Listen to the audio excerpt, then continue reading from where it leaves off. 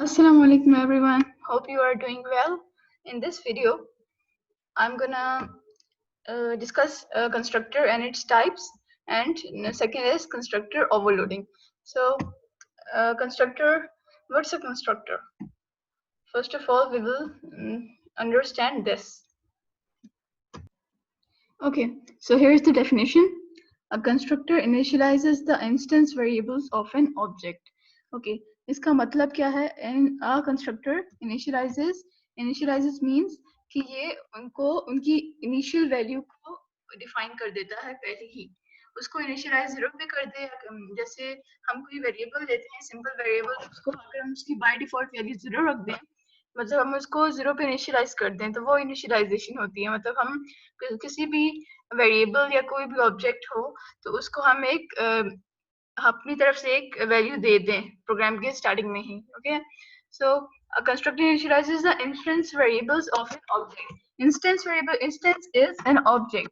Okay, so object के लिए instance and object दोनों words use होते हैं. So a constructor initializes the instance variables of an object.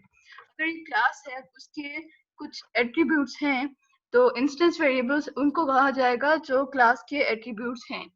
Okay, मतलब एक क्लास हमारे पास है, फॉर एग्जांपल पर्सन की क्लास है, तो उसके एट्रीब्यूट्स एक तो स्ट्रिंग नेम हो जाएगा और दूसरा इंट एज हम कर लेते हैं. तो ये वेरिएबल्स हो गए उस क्लास के, और हम अगर उस क्लास का एक ऑब्जेक्ट क्रिएट करेंगे तो इंस्टेंस वेरिएबल्स उनको कहा जाएगा, नेम को और एज को. सो कंस्ट्रक्टर क्या करता है, जो एट्रीब्यूट्स होते हैं क्लास के उनको इनिशियल वैल्यू दे देता है. मतलब वो बाय डिफॉल्ट अक्सर वैल्यूज जीरो ही होती हैं. तो एक कंस्ट्रक्टर को बाय डिफॉल्ट उसके जो भी एट्रीब्यूट्स होंगे उनको या तो अगर वो इंटीजर है तो उसको जीरो वैल्यू इनिशियलाइज हो जाएगी. अगर वो कोई स्ट्रिंग है तो उसको एक नल वैल्यू इनिशियलाइज हो जाएगी. तो इस तरह डिफरेंट होते हैं. अगर वो कोई बूलियन है तो उसको फॉल्स इनिशियलाइज हो जाएगी. Okay, so it is called immediately after the object is created. Okay, so constructor by default खुद call हो जाता है जब हम एक object create करते हैं. जब आप इसका syntax देखेंगे तो आपको पता चल जाएगा कि ये constructor पहले क्यों initialize होता है object creation के दौरान. Okay, so इसके points को देख लेते हैं. It is syntactically similar to a method. तो इसका syntax जो है वो एक method जैसा ही है, because constructor खुद एक method होता है इसलिए. And it has the same name as the name of its class. So इसमें difference क्या होता है, एक method में और एक constructor में एक difference ये होता है कि जो constructor का जो name होता है वो class जैसा होता है. For example, हमारी अगर class है person, तो constructor का name भी person ही होगा और वो एक method होगा. एक मेथड होगा जिसका नेम जिसका जो नेम है वो क्लास जैसा होगा. It is written without return type. Constructor की कोई रिटर्न टाइप नहीं होती है बाय डिफॉल्ट. हाँ, यहाँ पे ये लिखा है the default return type of a class constructor is the same class. उसकी जो डिफॉल्ट रिटर्न टाइप होती है वो क्लास का नेम ही होता है, तो वो क्लास ही होती है, लेकिन वो हम लिखते नहीं है, वो इसके सिंटेक्स में हम नहीं लिखते. When the class is no constructor, the default constructor automatically initializes all its instance variables with zero. जब उसका एक क्लास का कोई भी कंस्ट्रक्टर नहीं होता, मीन्स हमने उसको डिफाइन नहीं किया होता उस प्रोग्राम में, तो वो उसके लिए डिफॉल्ट कंस्ट्रक्टर ऑटोमेटिकली इनिशियलाइज होता है, कॉल होता है जो इसके वेरिएबल्स को इनिशियलाइज कर देता है विद जीरो. नाउ अब इसके हमने कंस्ट्रक्टर को देख लिया, इसकी टाइप्स के बारे में देखते हैं. इसकी 4 टाइप्स होती हैं. Number 1 is default constructor.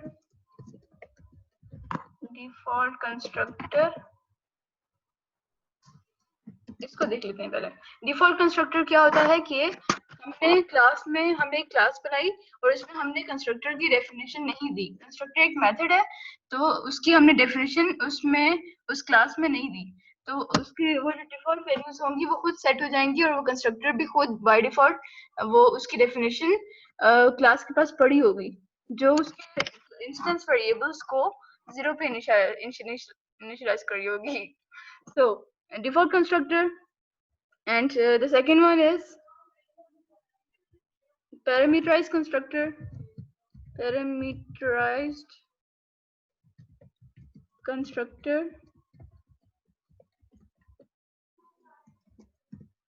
Okay, so parameterized constructor क्या होता है? ऐसा कंस्ट्रक्टर जिसके पैरामीटर्स हों, a constructor with parameters is called a parameterized constructor. Parameters को आर्गुमेंट्स भी कहते हैं, आर्गुमेंट्स। ओके, सो ये दो वर्ड्स हैं। और जो थर्ड टाइप है वो है non parameterized constructor. Non parameterized constructor, so ये कौन सा टाइप होती है? ये वो होते हैं जो ऐसे कंस्ट्रक्टर जिनके कोई पैरामीटर्स ना हो, और जो डिफॉल्ट कंस्ट्रक्टर होते हैं उनके भी कोई पैरामीटर्स नहीं होते। उनमें जो डिफरेंस है वो हम आगे जाके प्रोग्राम में देखेंगे। तो हमने कितनी 3 टाइप्स पढ़ी। जो नेक्स्ट है, it's a bit complicated, copy constructor. ये कॉन्सेप्ट थोड़ा सा डिफिकल्ट है, तो ये हम नेक्स्ट वीडियो में डिस्कस करेंगे। इस वीडियो के लिए इसको हम हटा देते हैं। इस वीडियो में हम सिर्फ ये 3 टाइप्स डिस्कस करेंगे। ओके, और कंस्ट्रक्टर ओवरलोडिंग क्या होती है? अगर एक क्लास है हमारे पास, उसके एक से ज्यादा कंस्ट्रक्टर हैं, वो भी कैसे हो सकते हैं वो हम देखेंगे। वो हम थ्रू प्रोग्राम देखेंगे तो आपको अच्छी तरह समझ आएगा। So let me move to the Eclipse screen. Okay, so here's my Eclipse IDE. I have a file with the class person, and we have 2 attributes, string name and int age. Okay, so name and age are the 2 attributes in this class. अब जो इस class को मैंने पहले भी discuss कर चुकी हूँ अपने प्रीवियस वीडियो में। इसमें जो एडिशनल काम हुआ है वो ये है जो हम देखेंगे, और यहाँ पे भी हुआ है, ये हम सारे देखेंगे। First of all let's go to the main function और द मेन मेथड।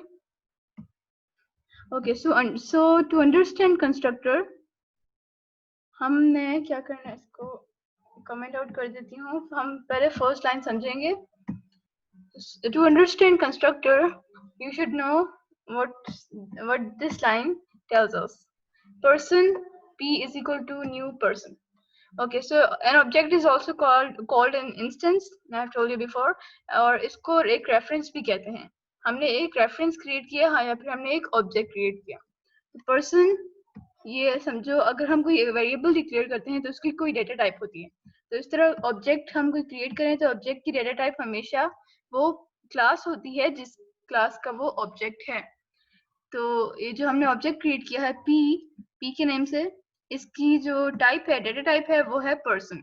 तो हमने पर्सन टाइप का एक ऑब्जेक्ट क्रिएट किया है is equal to new person, और फिर ब्रैकेट्स मींस ये जो है ये एक मेथड है जो कॉल हो रहा है, और यही हमने इस वीडियो में डिस्कस करना है। ये मेथड है, और ये कैसा मेथड है? ये एक कंस्ट्रक्टर है।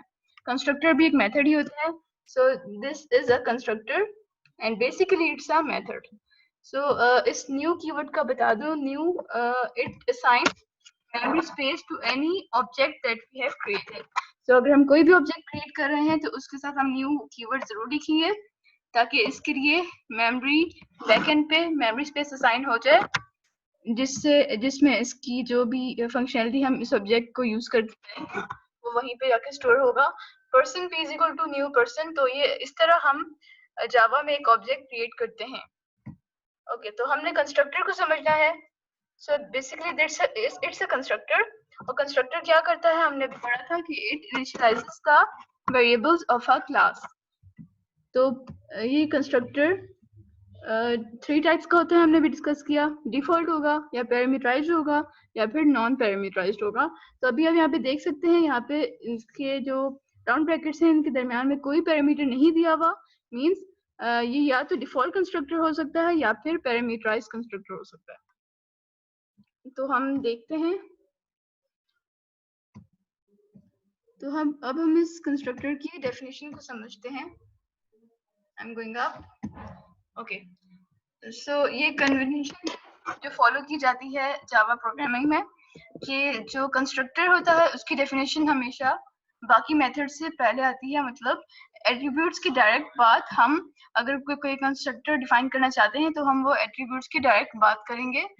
तो हम इसको पर्सन, इसकी कोई डायरेक्ट नहीं है, मींस सॉरी, इसकी कोई रिटर्न टाइप नहीं है, मींस इट्स अ कंस्ट्रक्टर, और इसका जो नेम है वो क्लास जैसा है, तो इसका इट्स अ कंस्ट्रक्टर हमें इस तरह भी पता चलता है। और इसके ब्रैकेट्स में कुछ भी नहीं है, मतलब ये एक पैरामीटराइज्ड कंस्ट्रक्टर नहीं है, it's a non parameterized constructor. तो इसमें क्या हो रहा है, इसकी बॉडी में जो वेरिएबल्स हैं उनको इनिशियलाइज किया जा रहा है, name is equal to Mishi and age is equal to 18। So हमने एक कंस्ट्रक्टर ये डिफाइन कर दिया। अब हम कोई भी ऑब्जेक्ट क्रिएट करेंगे इस कंस्ट्रक्टर के साथ जिसका कोई आर्गुमेंट नहीं है, तो उसके लिए ये वाला कंस्ट्रक्टर एग्जीक्यूट होगा और इसकी डेफिनेशन एग्जीक्यूट होगी। फॉर एग्जांपल हमने यहाँ पे किया p के लिए हमने ये वाला कंस्ट्रक्टर कॉल किया है। ओके, सो इसका जो हमने कंस्ट्रक्टर बनाया है, इसकी जो डेफिनेशन है, इसमें नेम और एज को जो वैल्यूज असाइन हो रही हैं उस ऑब्जेक्ट के लिए नेम और एज की वो वैल्यूज सेट हो जाएंगी। लाइक यहाँ पे हमने p डिक्लेयर किया है, तो p ऑब्जेक्ट के लिए नेम और एज की वैल्यू थ्रू दिस कंस्ट्रक्टर मिशी एंड 18 सिलेक्ट हो जाएंगी, ये सेट हो जाएंगी। ओके, अब हम एक और अगर ऑब्जेक्ट क्रिएट करते हैं, ये the second line person p1 is equal to new person, और इसके इस बार इसके जो ब्रैकेट्स हैं वो एम्प्टी नहीं है, उनमें कोई पैरामीटर्स पास हो रहे हैं, और फर्स्ट एक स्ट्रिंग टाइप पास हो रही है और जो नेक्स्ट है वो एक इंटीजर टाइप डेटा है जो पास हो रहा है। तो पर्सन नो फ्रॉम हियर, ये पर्सन यहाँ तक, तो ये भी कंस्ट्रक्टर ही कॉल हो रहा है जो p1 के लिए कॉल हो रहा है। अब इसकी डेफिनेशन हम ऊपर चेक करते हैं, हमने कहाँ दी है, person string n int a। Okay, तो हमने देखा था कि जो फर्स्ट जो डेटा पास हो रहा था वो एक स्ट्रिंग था और जो सेकंड था वो एक इंटीजर वैल्यू थी। सो उस कंस्ट्रक्टर उस ऑब्जेक्ट के लिए p1 के लिए ये वाला कंस्ट्रक्टर एग्जीक्यूट होगा जिसमें नेम को वही वैल्यू असाइन हो रही है जो यहाँ से पैरामीटर से आएगी। हमने यहाँ पे क्या पास किया था, नीचे चेक करते हैं, हमने यहाँ पे पास किया है अहमद। सो अहमद पास हो जाएगा यहाँ पे स्ट्रिंग n पे, n में, तो n जो वैल्यू अहमद कैरी कर रहा है, तो n नेम को असाइन हो जाएगा। नेम क्या है, नेम क्लास पर्सन का एक एट्रीब्यूट है। इस तरह एज के लिए जो एज से वैल्यू आ रही है, एज से क्या वैल्यू आ रही थी, 18 और 17, ओके, तो 17 वैल्यू यहाँ पे ए में आई है और ए से वो एज को इनिशियलाइज हो गई है। सो पर्सन यहाँ पे जो ये कंस्ट्रक्टर है ये क्या कर रहा है, ये पैरामीटर्स ले रहा है और फिर उनको सेट कर रहा है वैल्यूज को। तो अगर हम पैरामीटराइज्ड कंस्ट्रक्टर क्यों यूज करते हैं, यहाँ पे क्वेश्चन ये राइज होता है। तो पर्सन हम ये वाला कंस्ट्रक्टर क्यों यूज करते हैं, अगर जो यूजर है वो अपनी मर्जी से कोई वैल्यू देना चाहे। अब फॉर एग्जांपल हम यहाँ पे अली भी कर सकते हैं, अगर कोई अली देना चाहे, यहाँ पे एज उससे गलत उसने टाइप कर दी थी तो वो 16 करना चाहे, तो अकॉर्डिंग टू यूजर उसकी रिक्वायरमेंट्स के मुताबिक हम इसको चेंज कर सकते हैं, इसलिए हम पैरामीटराइज्ड कंस्ट्रक्टर यूज करते हैं। जबकि नॉन पैरामीटराइज्ड कंस्ट्रक्टर में जो वैल्यूज होती हैं वो फिक्स होती हैं, उनको हम चेंज नहीं कर सकते, उनको यूजर चेंज नहीं कर सकता, एक दफा वो डिफाइन हो गई है तब। ओके, तो अब ओके यहाँ तक हो गया। अब हमने डिफॉल्ट कंस्ट्रक्टर को पढ़ना है, हम उसको डिस्कस करना भूल ही गए। So this is a non parameterized constructor, और ये डिफॉल्ट कंस्ट्रक्टर से कैसे डिफरेंट है, डिफॉल्ट कंस्ट्रक्टर ऑटोमेटिकली एग्जीक्यूट होता है अगर यहाँ पे हम कोई भी डेफिनेशन ना दें, अगर हम इसको हटा दें या ओके हम इसको हटा देते हैं, हमने यहाँ पे पर्सन जिसका कोई पैरामीटर नहीं है उस तरह का हमने कोई कंस्ट्रक्टर इस क्लास में अभी डिफाइन नहीं किया, तो लेट्स सी तब क्या होता है। एरर मैच पर्सन, तो यहाँ पे एक एरर दे रहा है, ओके, लेट्स सी कैसे आया। अब यहाँ पे एरर इसलिए दे रहा है क्योंकि अगर हम एक नॉन पैरामीटराइज्ड कंस्ट्रक्टर डिफाइन नहीं करते तो हम एक पैरामीटराइज्ड कंस्ट्रक्टर भी डिफाइन नहीं कर सकते। अब यहाँ पे अगर इसको हम कमेंट आउट ना करें तो ये एरर नहीं देगा बिकॉज यहाँ पे पैरामीटराइज्ड कंस्ट्रक्टर है, लेकिन ये इससे ऊपर वाली लाइन में एरर देगा बिकॉज अगर हमने जो नॉन पैरामीटराइज्ड कंस्ट्रक्टर है वो डिफाइन नहीं किया हुआ तो हम पैरामीटराइज भी नहीं कर सकते। सो एक डिफॉल्ट कंस्ट्रक्टर को एग्जीक्यूट करने के लिए हमें पैरामीटराइज्ड और नॉन पैरामीटराइज्ड कंस्ट्रक्टर को हटाना पड़ेगा। तो इसको हम कमेंट आउट कर देते हैं इस फुल सेक्शन को।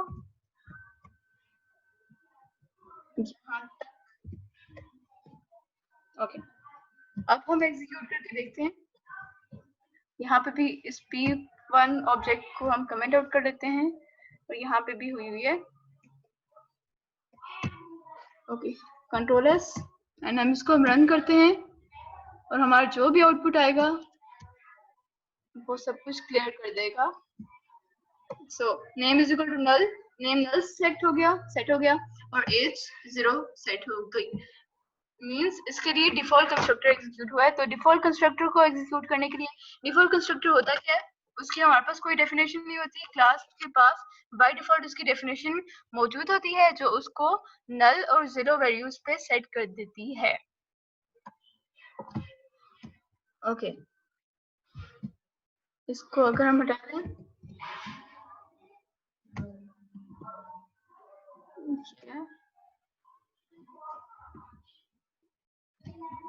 ब्रैकेट्स सब।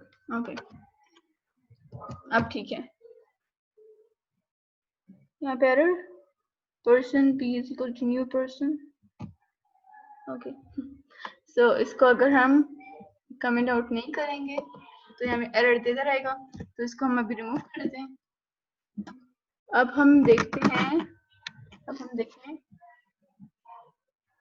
कहाँ के। तो अब मैं प्रोग्राम को उसकी पहली वाली स्टेट पे ले आई हूँ। मींस जो पर्सन हमने एक डिफॉल्ट को नहीं बल्कि हमने एक पैरामीटराइज्ड और नॉन पैरामीटराइज्ड कंस्ट्रक्टर डिफाइन किया था, तो वो वापस हमें ले आई हूँ। अब हमने कंस्ट्रक्टर ओवरलोडिंग पढ़ना है। कंस्ट्रक्टर ओवरलोडिंग क्या होता है कि हम एक ही क्लास में एक से ज्यादा कंस्ट्रक्टर कैसे यूज कर सकते हैं। जैसे हमने मेथड ओवरलोडिंग पढ़ा था, कंस्ट्रक्टर ओवरलोडिंग भी ऐसा ही है, क्योंकि जैसे मेथड्स को ओवरलोड करने के लिए उसकी पैरामीटर्स में हमने कुछ चेंजिंग करनी पड़ती थी, इसी तरह कंस्ट्रक्टर्स को ओवरलोड करने के लिए भी हमने इसके पैरामीटर्स में कुछ चेंजिंग करनी पड़ेगी।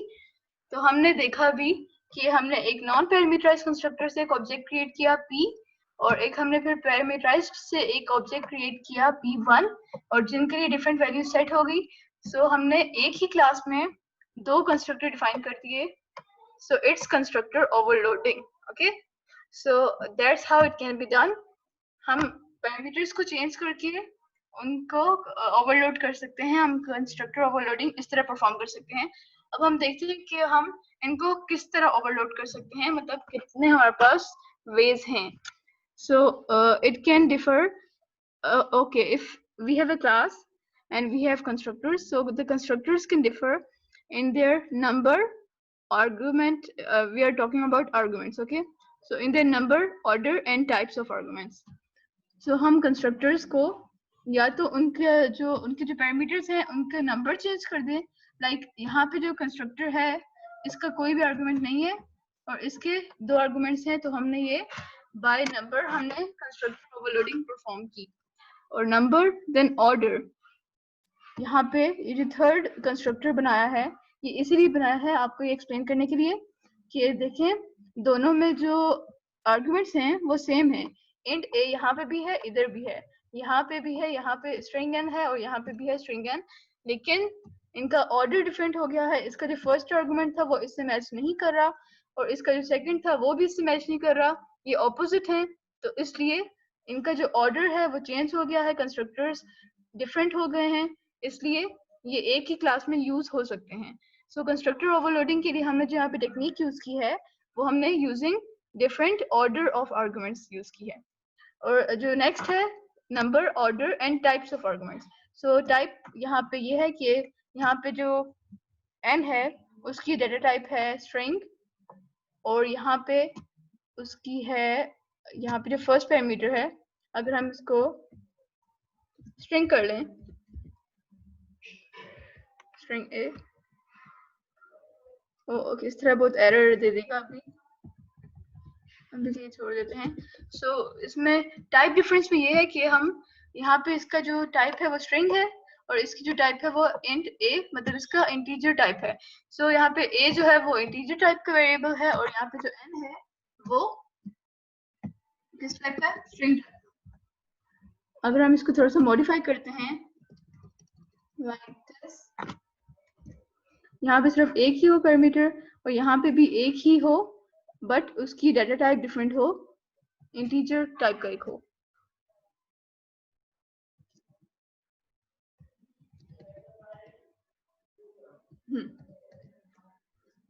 तो अब देखते हैं कि हमने मेन में क्या चेंजेस करने पड़ेंगे। गिवन ऑब्जेक्ट अब इस तरह का, हमारे पास कोई कंस्ट्रक्टर नहीं है ऊपर, तो हम इस तरह क्रिएट नहीं कर सकते। हमारे पास एक ऐसा है, ऐसा कंस्ट्रक्टर हमने डिफाइन किया है। हम एक और ऑब्जेक्ट क्रिएट कर लेते हैं, person p2 is equal to new person और इसकी यहाँ पे 17 पास कर लेते हैं जो कि एक इंटीजर टाइप डाटा है। सो देखिए यहाँ पे कोई एरर नहीं मिल रहा हमें क्योंकि हमने इस तरह के दो कंस्ट्रक्टर्स ऊपर डिफाइन कर दिए हैं।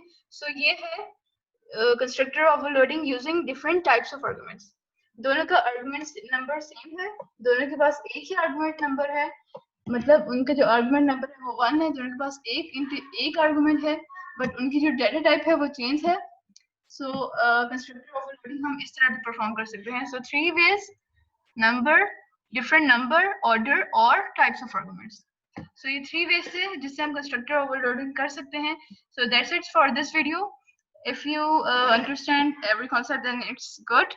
अगर आपको समझ नहीं है then you can ask in the comment section and that's it for today. Allah Hafiz.